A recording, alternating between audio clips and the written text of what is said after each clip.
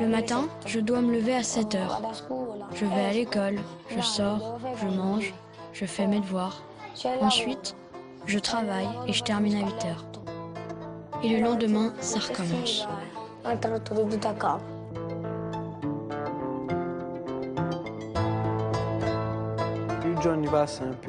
Plus les jours passent et plus on comprend que la crise augmente. Et ceux qui ont un travail doivent le garder précieusement. Parce que ce n'est pas facile d'en trouver un autre.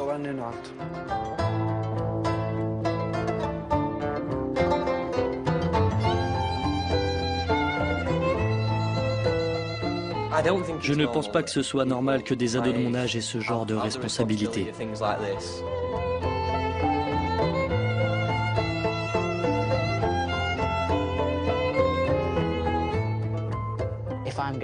Si je vais travailler, j'ai peur que mes résultats à l'école empirent, parce que je serai fatigué.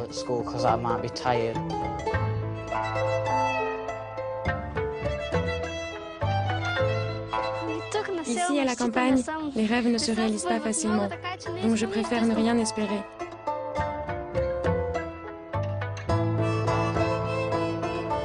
Sud de la Bulgarie, ses prés verts à perte de vue, ses habitants aux costumes traditionnels. La région des Rhodopes est un paradis naturel où le temps semble s'être arrêté. Depuis toujours, ici, on travaille dans les champs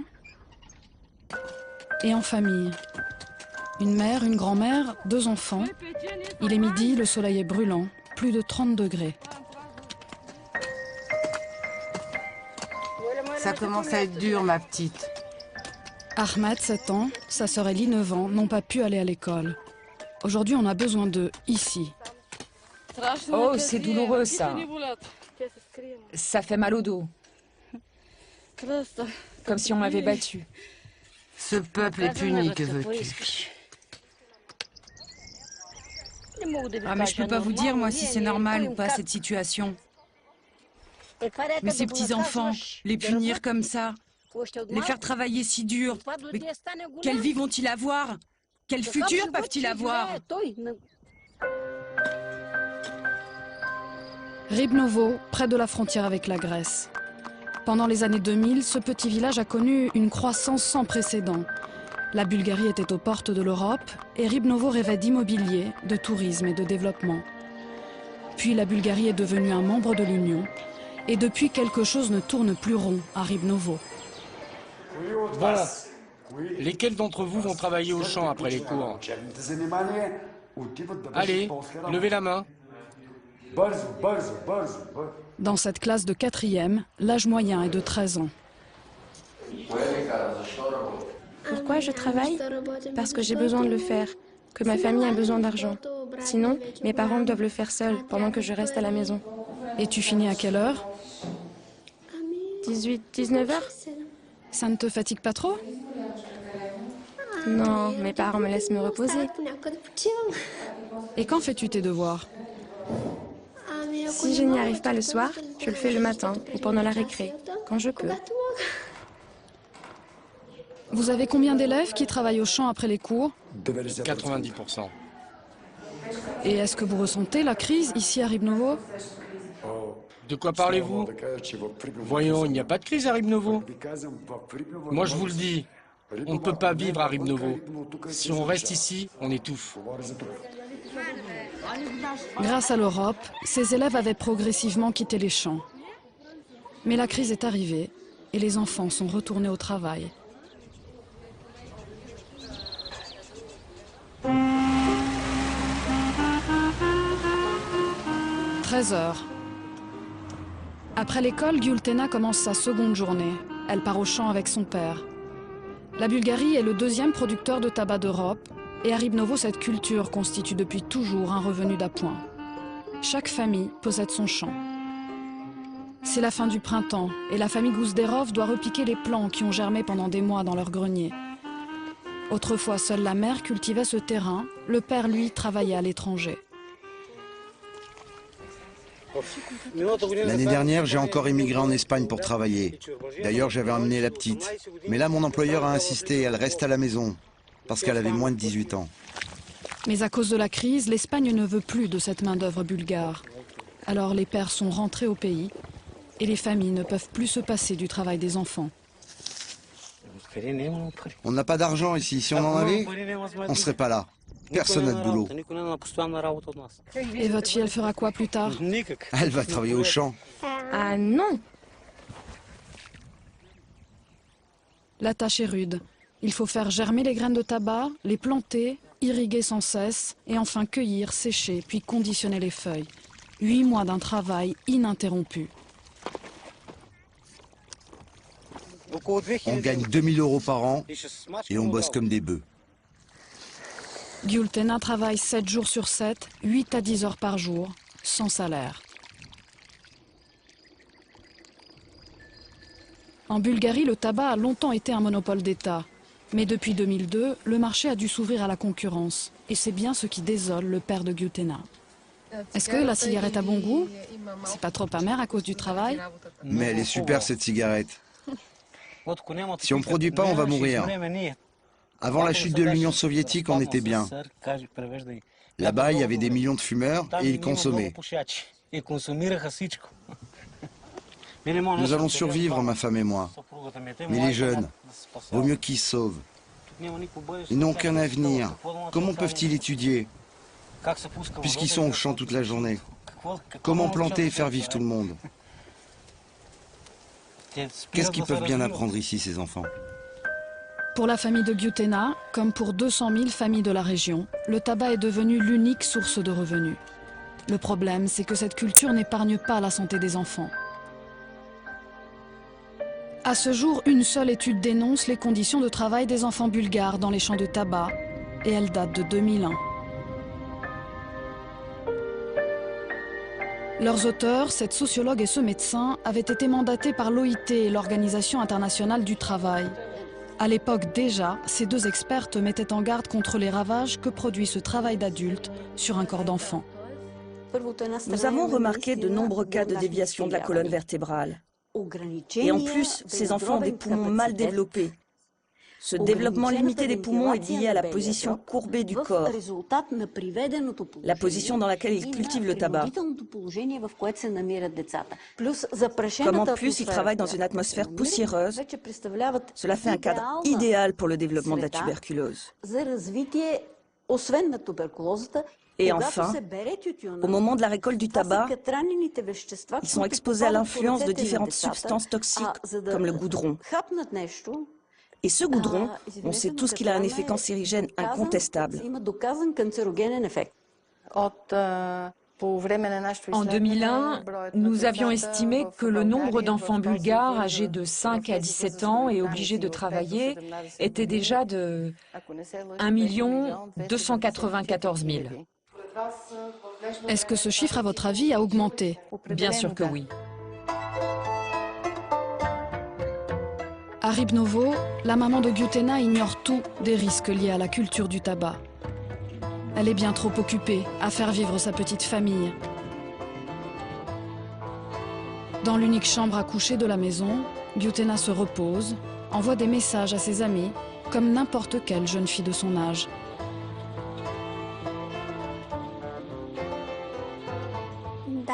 Je pense que je suis obligée d'aider mes parents, parce qu'ils ne travaillent pas pour quelqu'un d'autre.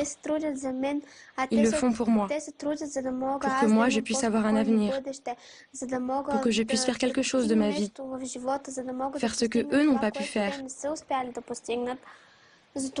Donc oui, je me sens obligée de les aider autant que je peux,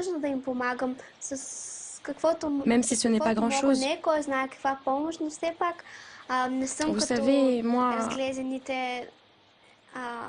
je ne suis pas comme les enfants gâtés des villes, qui ne font rien pour aider leurs parents.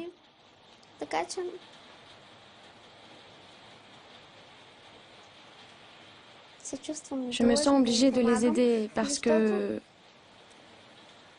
ça me rend triste de les voir travailler si dur.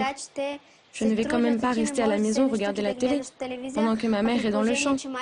Ma mère, elle travaille pour moi et pas pour le voisin.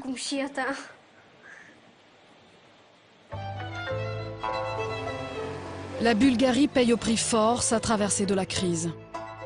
Elle n'est pourtant pas le seul pays de l'Union où le travail des enfants a explosé. Même la 6e puissance mondiale n'y échappe pas. Naples, l'une des villes les plus pauvres d'Italie. Ici aussi, la crise a contraint des centaines de familles à faire travailler leurs enfants dès le plus jeune âge. Giovanni a 13 ans et depuis plus d'1 an, il travaille comme serveur. Bonjour, du café?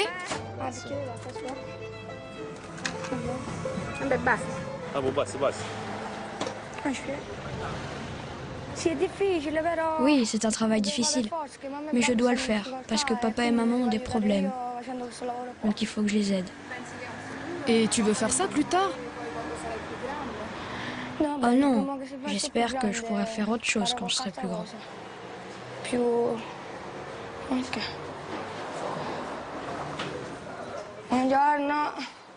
Dans cette pharmacie, personne n'est choqué de voir un enfant travailler. Attendez. Voilà. De 14h à 21h, Giovanni arpente les rues de son quartier, un plateau à la main. Pour lui, les jeux d'enfants ne sont plus qu'un lointain souvenir. Mes copains, ils ne pensent qu'au foot ou à la PlayStation. Mais ça, c'est parce que leurs parents, eux, ont du travail. Moi, mes parents, ils trouvent pas de travail. Le plateau est lourd, le quartier est grand, Giovanni le parcourt 7 heures par jour. J'ai mal au poignet parce que je dois tenir ce plateau. Donc ça fait mal. Mais après, je vais muscler et ça ira mieux.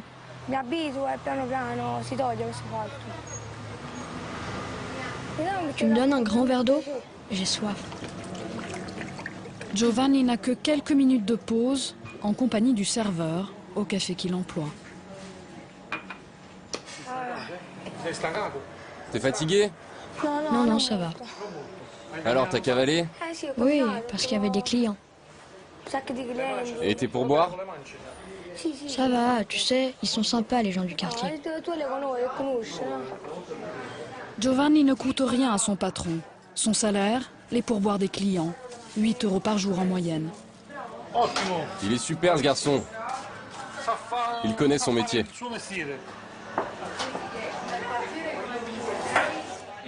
Moi, j'ai commencé à travailler à 8 ans. Allez, fonce garçon avec tes cafés. Giovanni n'est pas le seul enfant à travailler dans ce quartier de Naples. Dans le coin à droite, un autre garçon d'à peine 14 ans tente de se cacher.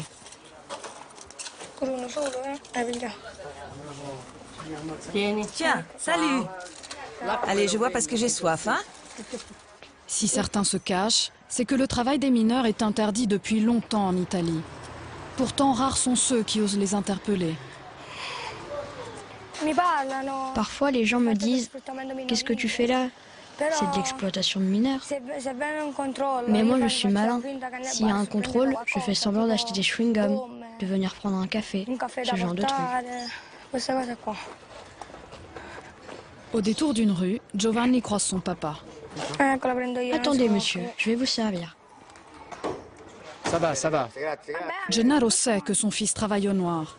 Ça ne lui plaît pas. Mais il s'y est résigné. Ici, certains me disent que c'est de l'exploitation de mineurs, que ça se fait pas. Mais aucun d'entre eux ne me dit « Bon, t'as rien à manger, je vais t'aider, te filer un coup de main. » Personne ne t'aide ici. Si je l'envoyais voler les sacs des vieilles dames, là, il serait mieux accepté. Si tu travailles honnêtement, à Naples, c'est considéré comme une humiliation. Les gens vont dire « Oh, le pauvre gamin ». Mais si je l'envoyais voler le sac d'une mamie, en 2 minutes, il pourrait gagner 50 €.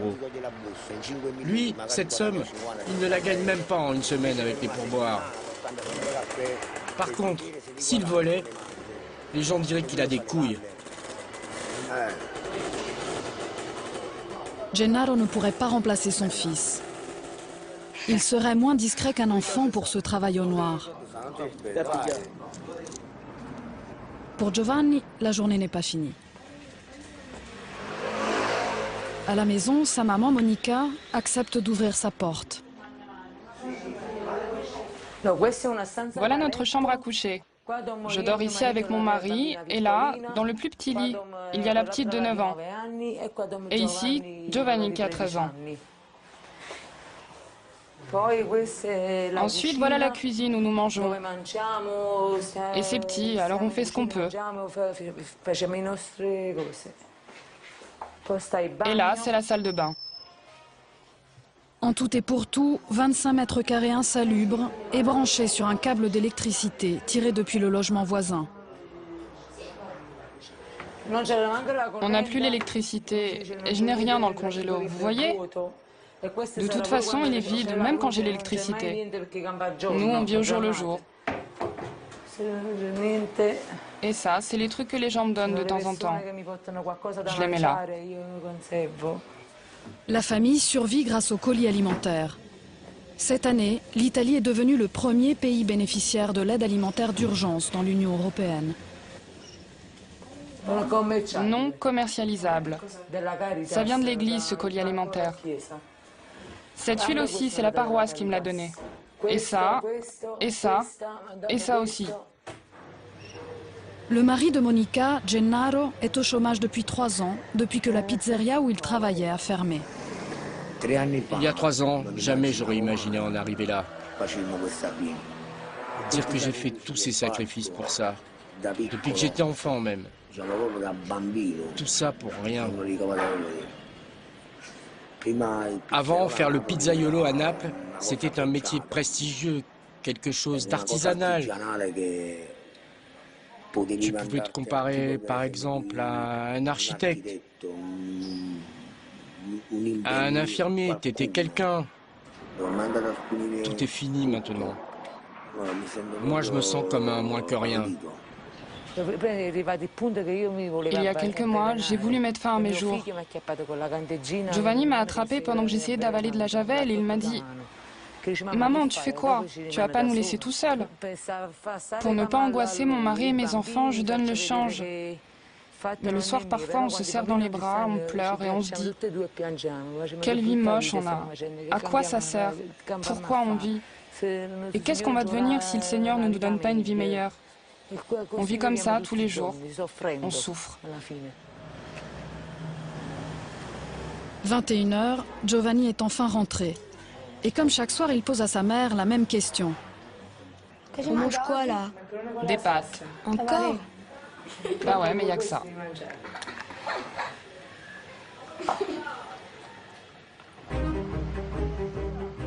La crise a plongé Naples dans une misère qui ramène la ville 50 ans en arrière, au temps de l'après-guerre. Avec ses 12 millions d'habitants et son taux de chômage frôlant les 35%, Naples est devenue le symbole d'une Europe exsangue, une Europe à genoux. Ici, 2 enfants sur 5 vivent sous le seuil de pauvreté. C'est un record.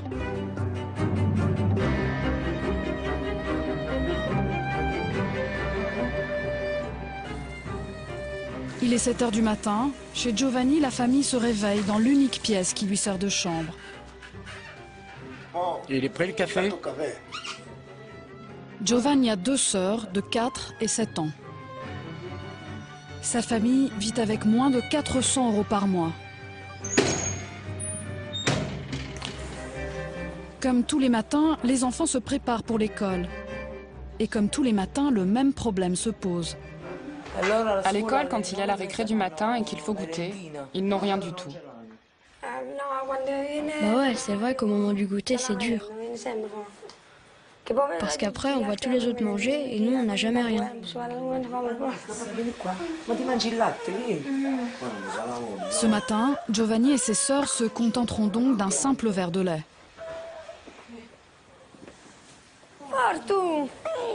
Sœurette, qu'est-ce qu'il y a? Pourquoi tu fais la tête? Dis-moi pourquoi. Dis-moi ce qui va pas.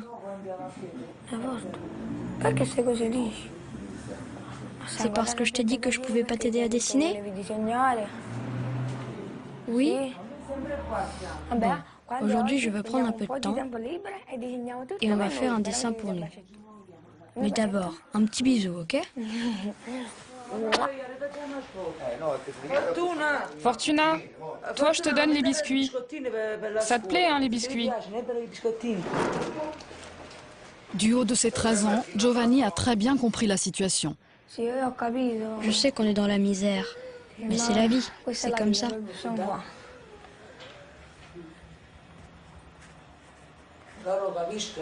Eux, ils comprennent les sacrifices qu'on fait avec leur père. Et ils souffrent à l'intérieur. Ils ne disent jamais « Maman, j'ai faim » parce qu'ils ne veulent pas nous faire honte.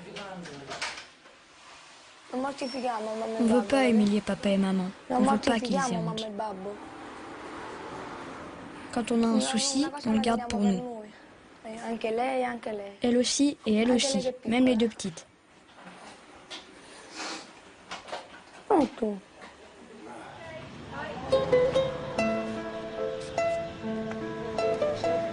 Il est 8 heures, les enfants partent pour l'école.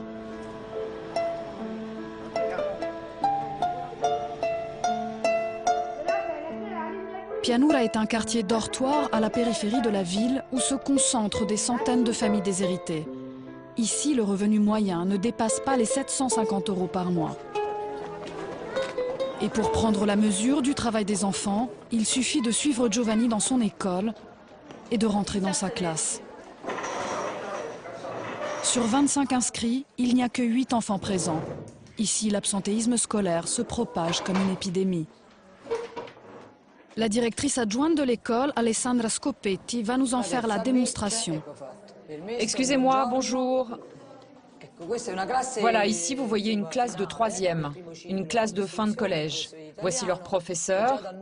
Rien qu'à voir le nombre d'élèves présents alors qu'on vient juste de faire la rentrée scolaire, vous comprenez qu'ici nous avons un paquet d'absents chroniques.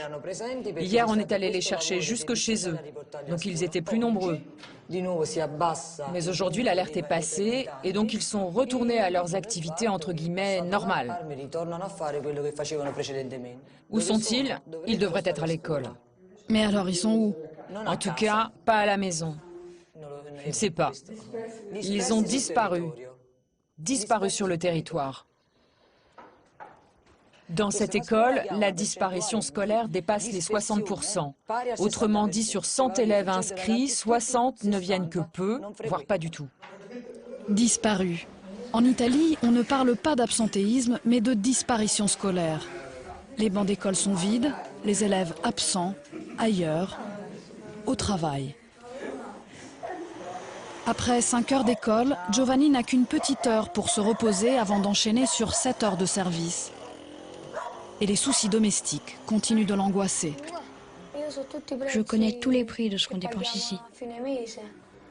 Par exemple, le gaz, la bonbonne, c'est 28 €. Le loyer, c'est 250 €.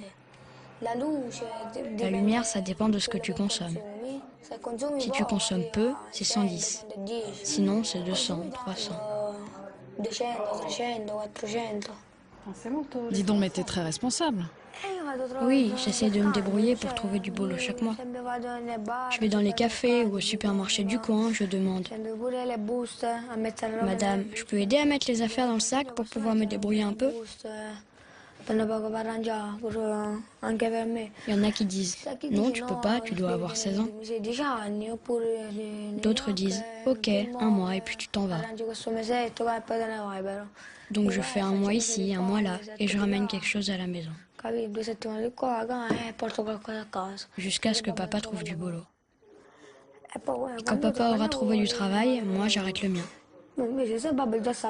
Si papa avait trouvé, j'aurais déjà arrêté.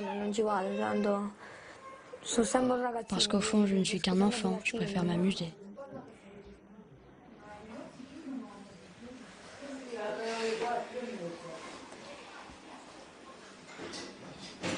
Ah là là, j'en ai des soucis.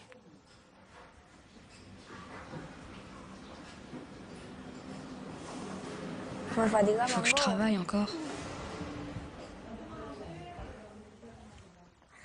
Et tout ce bordel à la maison.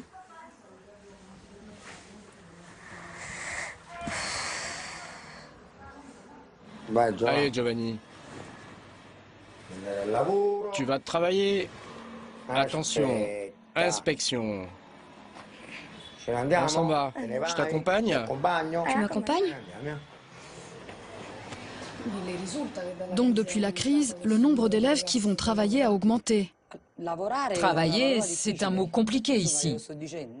Je vous le dis, ce ne sont pas des gamins qui devraient travailler, parce que la loi ne permet pas aux mineurs de travailler légalement. Alors nous parlons d'illégalité. Voilà pourquoi notre école est une école de frontières. Nous avons pour mission de récupérer ces gamins qui sont contraints d'aider leur famille. Et ici, c'est une question de nécessité, vous savez. Souvent, pour pouvoir manger, la famille doit fermer les yeux, doit faire semblant de ne rien voir, de ne rien comprendre. Ce que la directrice adjointe ne peut pas dire ouvertement, c'est qu'ici, les élèves de l'âge de Giovanni n'ont que deux choix: travailler au noir ou rejoindre les rangs de la Camorra, la mafia napolitaine. Pour faire face à cette inquiétante disparition scolaire, la région de Naples a créé un poste de conseiller spécial. Un homme résigné, pour qui le travail au noir des enfants est un moindre mal. C'est vrai qu'ici, on considère qu'il vaut mieux travailler au noir que se retrouver à vendre de la drogue à un coin de rue. La situation est très difficile, il n'y a pas de solution évidente. La crise est bien là, les entreprises ferment.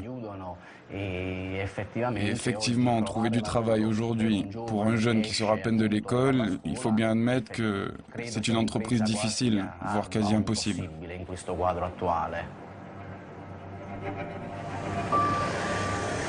Pour trouver du travail à Naples, mieux vaudrait donc commencer jeune.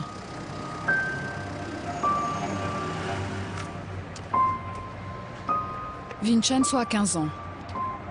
Cadet d'une famille de 6 enfants, il habite au nord de la ville. Comme tous les jours, il vient saluer son éducatrice qui le suit depuis son enfance. Bonjour. Ah, Vincenzo, t'es passé me voir? Oui. Vincenzo est venu pour avouer à son éducatrice quelque chose qu'il n'a pas osé lui dire jusqu'ici. Mais tu fais quoi cette année? Cette année, je crois que je vais aller travailler. Tu sais, Simona, je pense que je vais pas continuer l'école. J'aimerais bien essayer, mais je crois qu'il vaut mieux que j'aille travailler.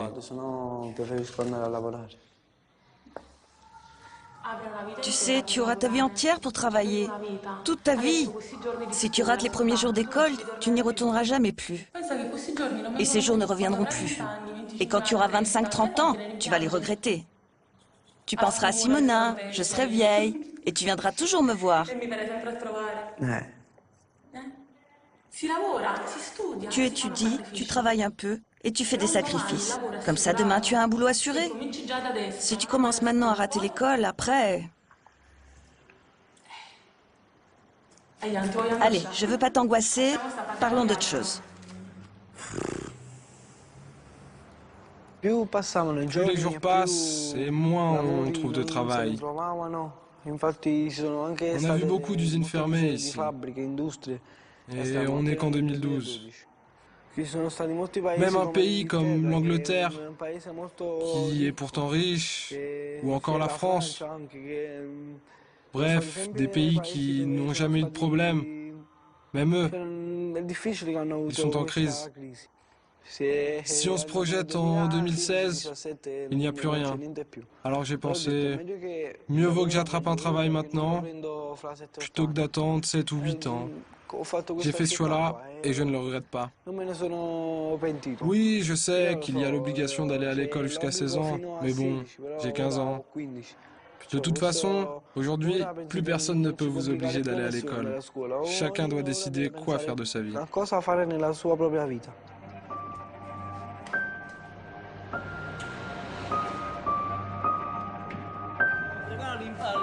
Tu peux me nettoyer la machine à pâte? Quand tu as fini, je te donne de l'eau et de la farine, ok? Ok. Voilà 3 mois que Vincenzo travaille au noir dans cette boulangerie de son quartier. Et n'oublie pas de mettre le salami, le jambon et les œufs dans la pâte. Le salami? Ok. J'aime bien travailler. Tu bouges tout le temps. T'apprends des tas de choses. Avant, je travaillais déjà dans un bar. Ensuite, mon frère m'a dit qu'il y avait une place à prendre ici. Et j'ai voulu essayer. De toute façon, il faut aussi que j'aide ma maman, ma famille. Ça nous sert, vraiment. Et combien tu gagnes? 80 € par semaine. 80 € par semaine, 75 centimes de l'heure pour 10 heures de travail par jour, 6 jours sur 7. Ce garçon, c'est mon collaborateur. Oui, c'est vrai, c'est un petit jeune. Mais il travaille bien et de toute façon, il doit grandir. Il apprend petit à petit, c'est normal. Ce patron boulanger a l'habitude de travailler avec de jeunes garçons et il ne s'en cache pas. Oui, c'est vrai, ils sont nombreux à me demander du travail. Il y en a au moins 10-12 par semaine. Ils disent que ça leur plaît ce boulot, ils disent que c'est un beau métier. Bon, c'est vrai qu'il est beau, mais il est aussi difficile. Alfredo ne se considère pas comme un exploiteur d'enfants. Ce patron d'une PME familiale estime que la crise actuelle ne lui laisse pas le choix. Avant, j'avais 3 employés. Ensuite, petit à petit, à cause de la hausse des impôts et du prix de l'essence, j'ai eu des soucis. Et j'ai licencié tout le monde. Bien sûr, il y a un avantage à les faire travailler, ces garçons. Je me rattrape un peu sur les dépenses, mais il faut quand même dire que c'est moi qui travaille le plus aussi. Parce que mes ventes sont en chute libre, je suis obligé de faire appel aux gamins. Mais je vais te dire, si les ventes reprenaient, je reprendrai tout de suite un ouvrier qualifié qui me décharge un peu de tout ce travail. Et voilà, madame. Bonne journée. Combien sont-ils, ces patrons de petites entreprises italiennes, à faire appel à de la main-d'œuvre bon marché? Selon les dernières estimations, 60 000 gamins travailleraient aujourd'hui dans la région de Naples. Et l'État? Que fait l'État italien?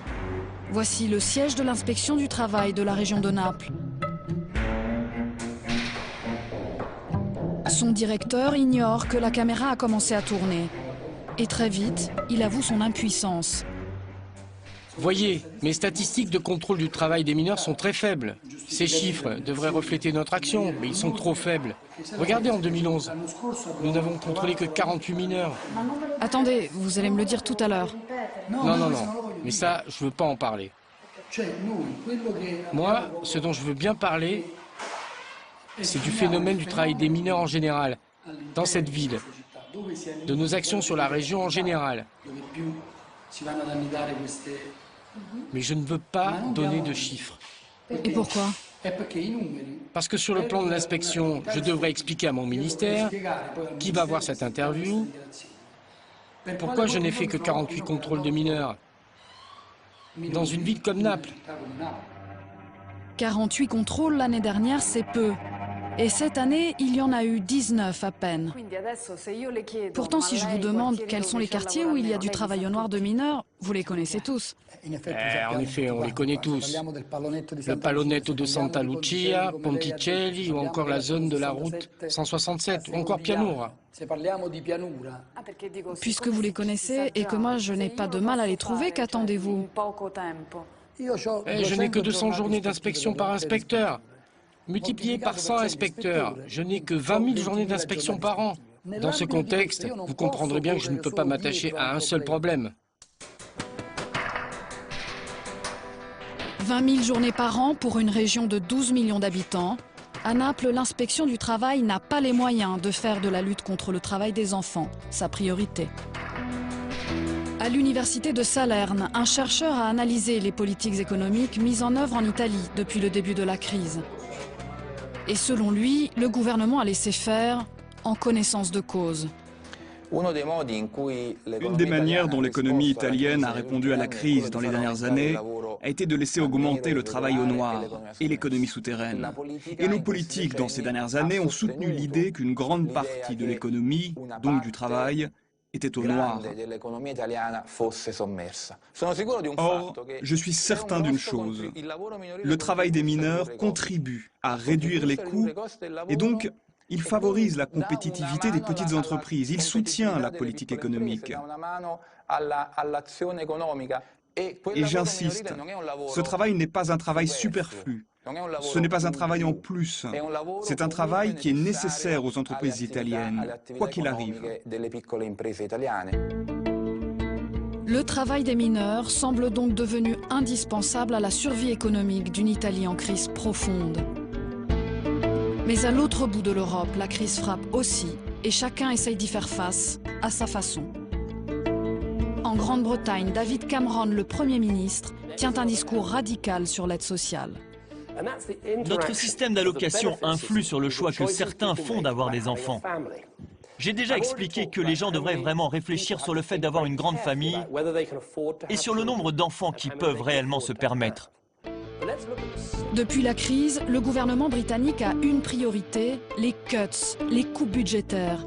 Son mot d'ordre, fini l'aide sociale, tout le monde au travail. Il est loin. Le temps où ne rien faire était une option à long terme. Un vrai choix, où chacun était libre de choisir de travailler ou de ne pas travailler. À partir de maintenant, le message est clair. Vous devez travailler. Et si vous ne vous bougez pas pour trouver du boulot, vous perdrez vos allocations. Ces ministres britanniques semblent convaincus que beaucoup d'Anglais ne veulent pas travailler. Et pourtant, en pleine crise, certains ne pensent qu'à cela. Le problème, c'est que parfois, ce sont des enfants.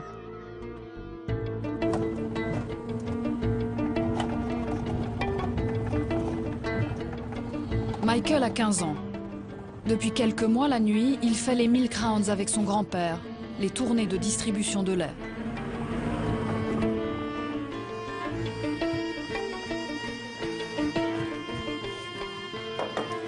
Je fais ce travail pour pouvoir gagner un peu d'argent en plus, pour aider à la maison et aussi pour pouvoir sortir avec mes amis le week-end. Oui, c'est vrai, j'aide ma mère. Les tournées de lait sont un symbole du travail des jeunes en Angleterre. Cet emploi est autorisé à partir de 13 ans, oui, mais à hauteur de 17 heures maximum par semaine. Or, Michael travaille 8 heures par nuit, 3 nuits par semaine, largement au-delà de ce qui est autorisé. Ce travail est dur, c'est vrai. Il faut courir, marcher beaucoup. Et puis aussi, si tu n'as pas réussi à dormir un peu avant d'attaquer, tu finis crevé. Pour tenir, Michael boit 4 boissons énergétiques par nuit. Et son salaire est bien maigre. La paye? Que dalle. Je lui donne 10 pounds par nuit. 12 € à peu près. Et c'est un bon salaire? C'est pas franchement un bon salaire. Mais c'est mieux que rien. Et il ne fait jamais grève? Je suis un boss dur. Je lui lâche rien. De toute façon, il se débrouille bien. C'est une bonne expérience pour lui. Aucun de mes amis ne travaille. Leurs parents ont les moyens de leur donner de l'argent de poche et de payer pour tout ce qu'ils veulent. Je trouve ça parfois injuste de devoir travailler pour avoir mon argent. Mais bon, c'est la vie, non?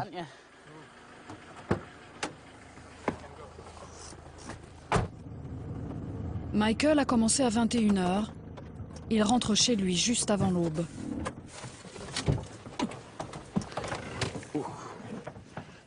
Tu vas bien dormir cette nuit, hein? Tu piques pas du nez à l'école, hein? Et tu fais du bon boulot. Ok, salut. Il est 5 heures. Dans 2 heures, je vais devoir me lever pour aller à l'école. J'aurai 6 heures de cours. Ensuite, je reviendrai à la maison et avec un peu de chance, je vais réussir à me lever.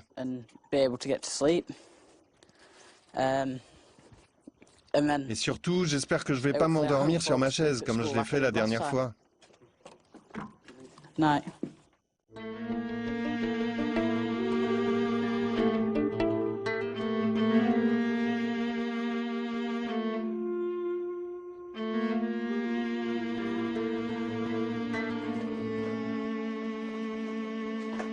La mère de Michael, Lee, a eu un grave accident de voiture. Depuis, elle ne peut pas marcher sans ses béquilles. Lee n'a jamais voulu arrêter de travailler, mais elle a été licenciée en janvier dernier. et elle vit depuis avec à peine 450 € d'allocation par mois dans sa petite maison. Comment ça s'est passé ta tournée? Ça a été la nuit? Bien. Tu as fini à l'heure? Ouais, ça s'est bien passé.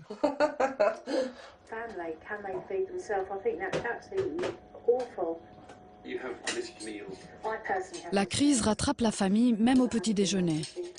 I think we have to do both. I mean, we talk quite a lot with politicians about making sure parents earn enough money, but also about making sure their children have the best life chances. That means helping parents earn enough to raise a family, so supporting with childcare costs, making sure employers actually pay people enough so that they can buy enough food to put on the table. Autour de moi, beaucoup de familles luttent avec les prix qui augmentent, les salaires qui diminuent. Certains n'ont que les allocs et ne peuvent pas garder leurs enfants avec eux.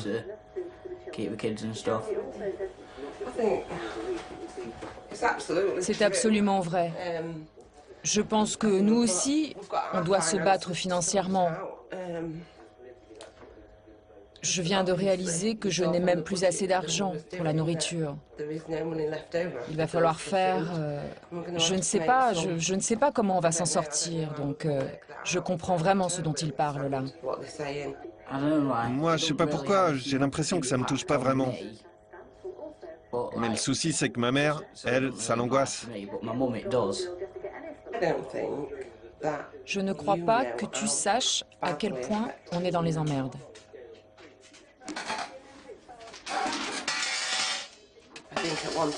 J'aurais bien voulu que Michael aille à l'université, mais ce n'est pas possible.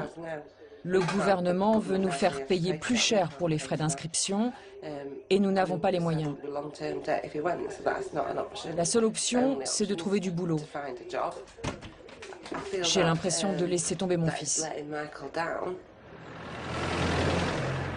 Michael est en seconde, mais à 15 ans, il risque de devoir tout arrêter pour travailler plus et soulager sa mère. Ancien cadre dans un hôpital, Lee a longtemps très bien gagné sa vie. Aujourd'hui, elle a honte de devoir envoyer son fils travailler. Et surtout, elle sait que ce n'est pas légal. Non, ce n'est pas légal de travailler de si longues heures. Il y a une législation, nous sommes dans l'Union européenne, il y a des lois sur le travail nocturne des jeunes. Je suis sûre que nous aurions des soucis si ça se savait. Il fait ces grosses tournées, surtout de nuit. Mais nous n'avons pas le choix. Si les autorités savaient que Michael travaille autant, Lee risquerait d'être privé d'allocation et de se voir retirer la garde de son fils. Vous savez, j'ai toujours méprisé les gens qui ne travaillaient pas, parce que je croyais qu'ils avaient forcément le choix. Mais ces choix ne sont plus là aujourd'hui.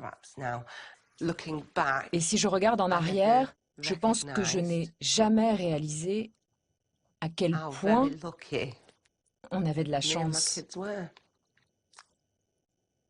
d'avoir connu ça et puis d'en être là, de l'accepter, de l'assumer. C'est dur, c'est difficile.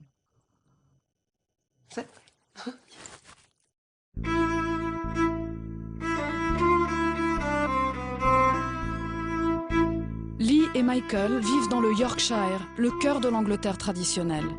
Les mines de charbon, puis la grande industrie chimique ont longtemps garanti la prospérité des habitants. Mais aujourd'hui, un tiers des contribuables de la région est insolvable.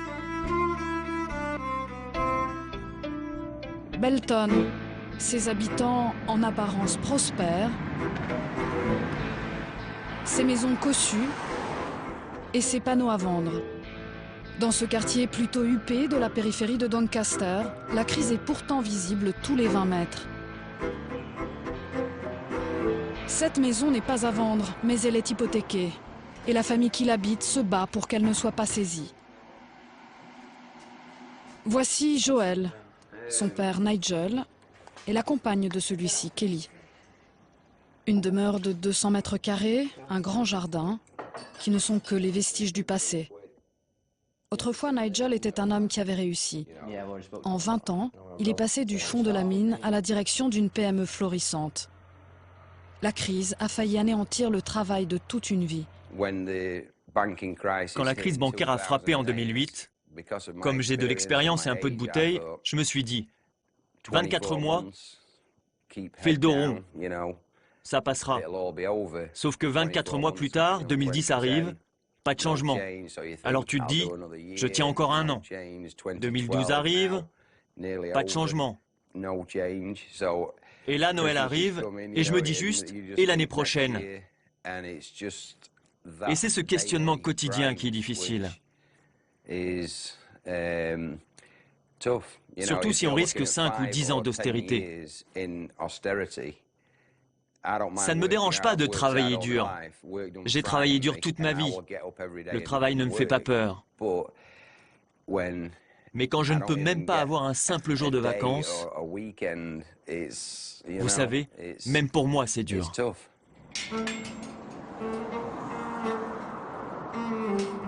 Dans la petite jardinerie de Nigel, toute la famille met la main à la pâte, même son fils Joel.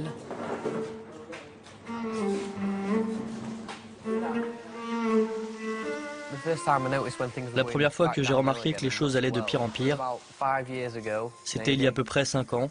Au plus fort de la crise, mon père a failli faire faillite. Les gens ne réglaient plus et il n'avait plus les moyens de tout payer.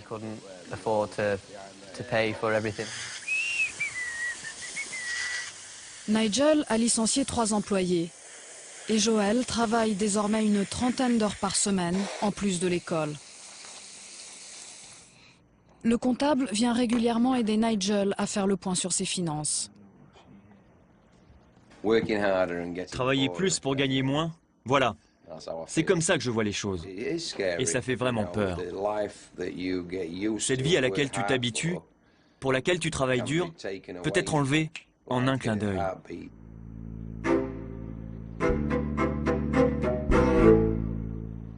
Je plains un peu mon père parfois. Oui, c'est vrai. Je sens bien quand il est tendu, je vois quand il n'est pas en grande forme et parfois même il est carrément à plat. Et pour un fils, c'est dur de voir son père avoir l'air inquiet et bouleversé à cause des difficultés financières.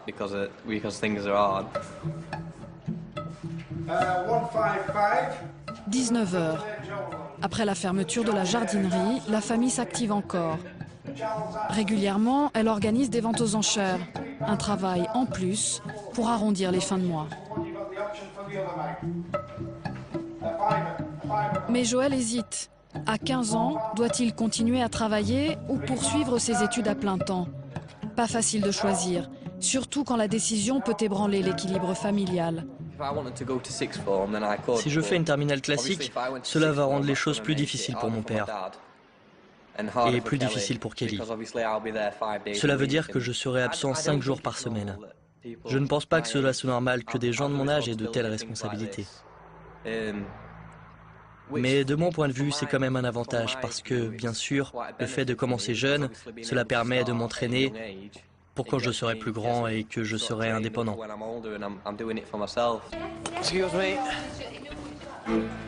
Une fois de plus, Joel met du cœur à l'ouvrage. Il est minuit et il charge encore les objets dans les voitures des clients. C'est bon? Merci beaucoup. Pas fatigué. Demain matin, Joel attaque les cours à 8h30. Mais dis-moi, t'es payé? J'espère bien. Normalement, je touche 35 € par jour pour faire ça. Je vous la mets où? Ok, d'accord.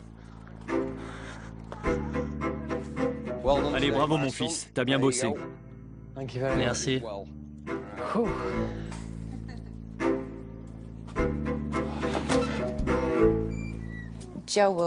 Comme Joel vient nous donner un coup de main, bien sûr, nous lui donnons de l'argent.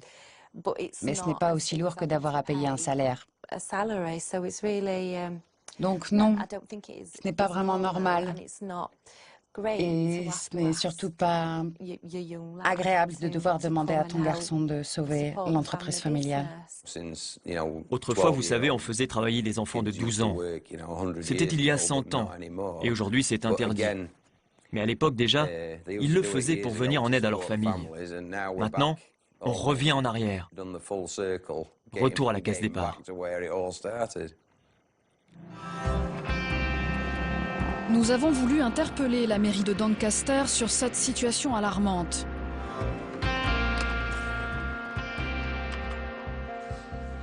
Vous savez, nous avons vu de nombreuses familles qui ont dû demander à leurs enfants de travailler. Et je voulais demander au maire de s'exprimer. Ils ont été les premiers à refuser de nous répondre.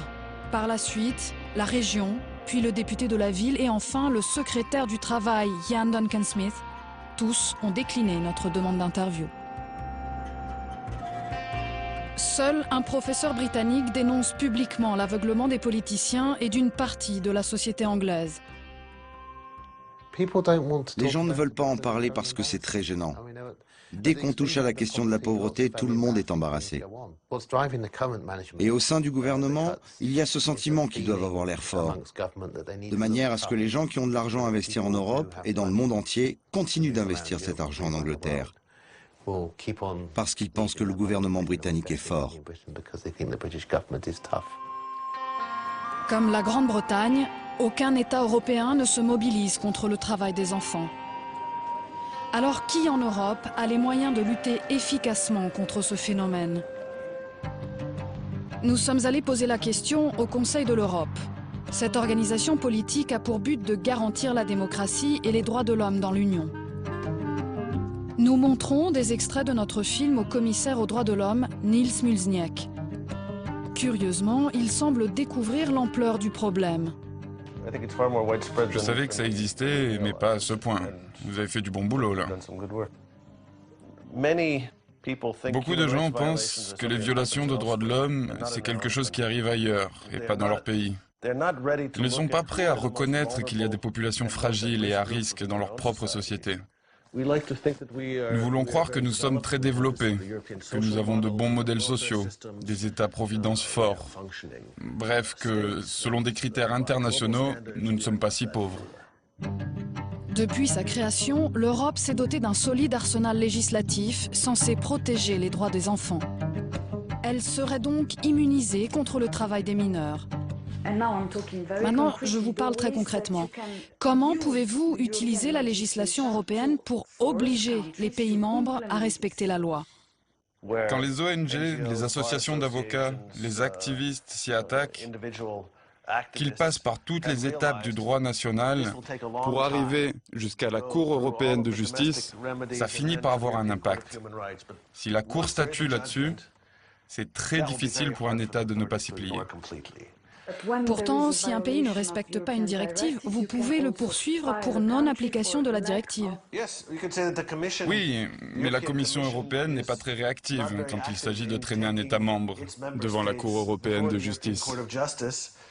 La Cour impose de grosses amendes aux multinationales et aux États membres qui ne respectent pas les lois commerciales. Mais elle ne l'a pas beaucoup fait sur les droits de l'homme.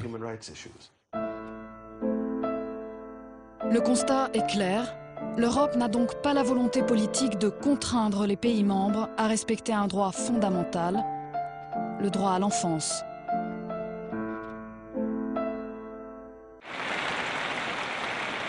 Quand l'automne arrive à Ribnovo, le village bulgare, Gyutenna et ses parents retournent au travail pour l'ultime étape après la récolte, l'emballage du tabac séché. Vous êtes content? Elle travaille bien? Pas vraiment, il n'y a que l'argent qui l'intéresse. Et cet été, qui a récolté le tabac pour toi?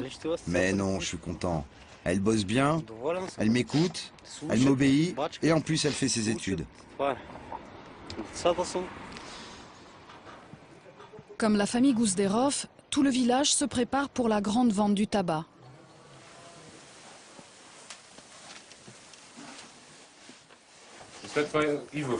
Alors, quand est-ce que vos acheteurs arrivent? Il y a un endroit où nous ramenons tout notre tabac.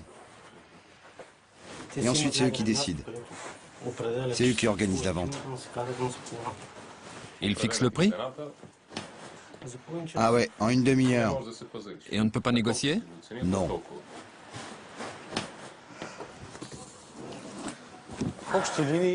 Je ne trouve pas que le prix du tabac soit juste, mais ça dépend des acheteurs. De toute façon, les prix en Bulgarie sont toujours assez bas, parce qu'il n'y a plus aucune subvention. À quelques kilomètres de Rybnovo, la vente a déjà commencé.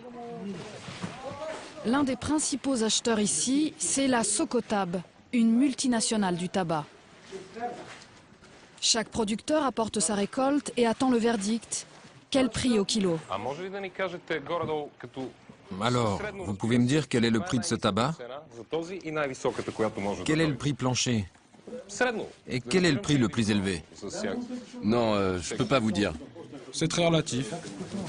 Si ces employés refusent de nous répondre, c'est que les prix sont très bas. Entre 2,50 € et 4 € le kilo. Le tabac bulgare est le moins cher de l'Union européenne. Vous travaillez avec vos enfants? Toute la famille, mes enfants, ma femme. C'est notre seul gagne-pain. Vous en avez combien?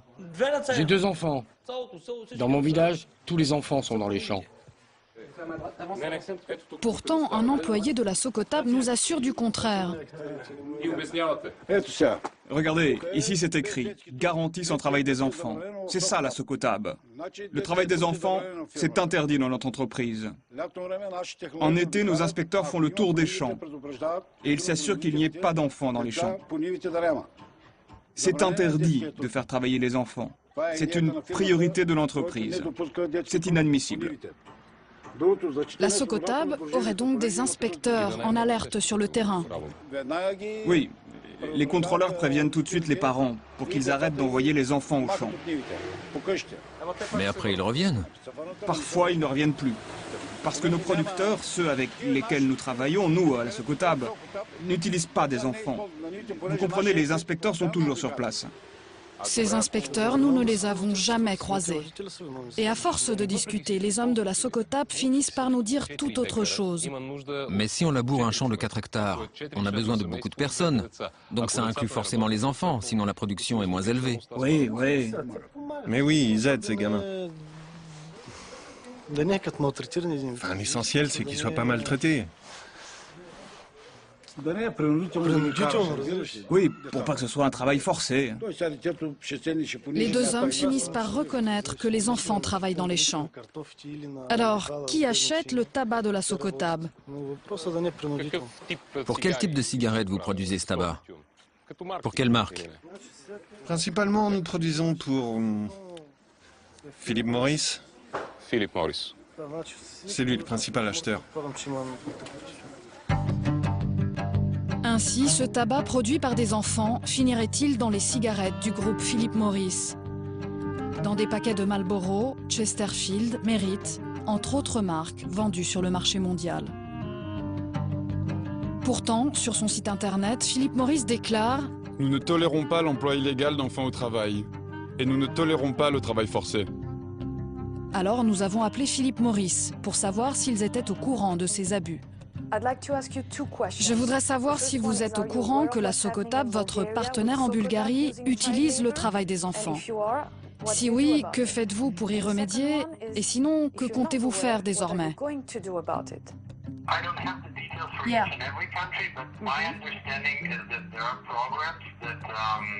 We are running in Bulgaria as well in terms of, working with our suppliers and training farmers. In many countries, unfortunately, child labor continues to be a problem, and we're working on this. Ce que ce responsable de la communication essaye de nous dire, c'est que Philip Morris finance une fondation contre le travail des enfants, le CLT. Or, le CLT est entièrement financé par les industriels du tabac. Et pendant que la fondation ECLT gère ses coûteux programmes de lutte contre le travail des enfants, certains de ses membres continuent de les faire travailler dans les champs. Philip Morris a fini par nous répondre, par mail.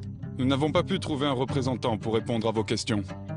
On nous a renvoyés sur le site et ses déclarations pleines de bonnes intentions. Jusqu'où sommes-nous prêts à aller pour sortir de la crise? Bulgarie, Angleterre, Italie, mais aussi Espagne, Grèce, France. En Europe, plus aucun pays n'est à l'abri de voir ses enfants retourner au travail. Giovanni rêve que son papa redevienne pizzaiolo comme avant. Vincenzo continue son travail de boulanger. Michael aimerait bien entrer dans la police anglaise. Joël vient de choisir un lycée professionnel. Il veut devenir électricien. Giutenna se verrait bien institutrice dans son village natal, à Ribnovo.